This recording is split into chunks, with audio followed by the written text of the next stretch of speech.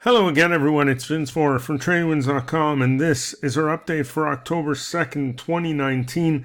Let's take a quick look at today's markets. It was another day of selling across the board on Wall Street. The Dow finishing lower by 494 points.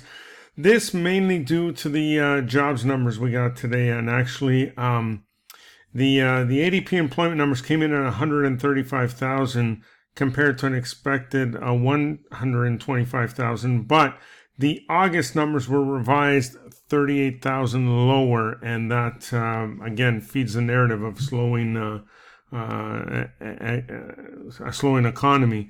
And so the selling continued. The S&P 500 down 52 points today.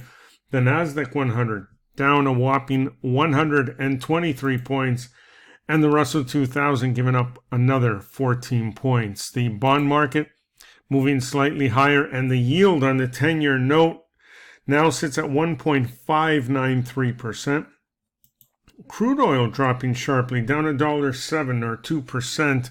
This after another surprise build in U.S. crude inventories, while gold gained 17.30 or 1.16% on more weakness in the US dollar. Now, big news aftermarket close for Tesla. They announced their vehicle deliveries for the third quarter, and they came up short.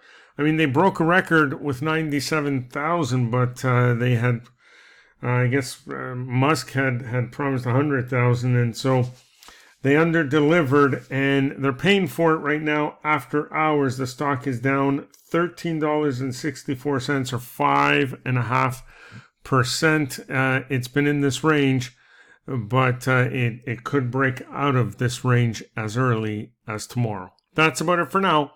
Enjoy the rest of your day, and we'll see you on our next update.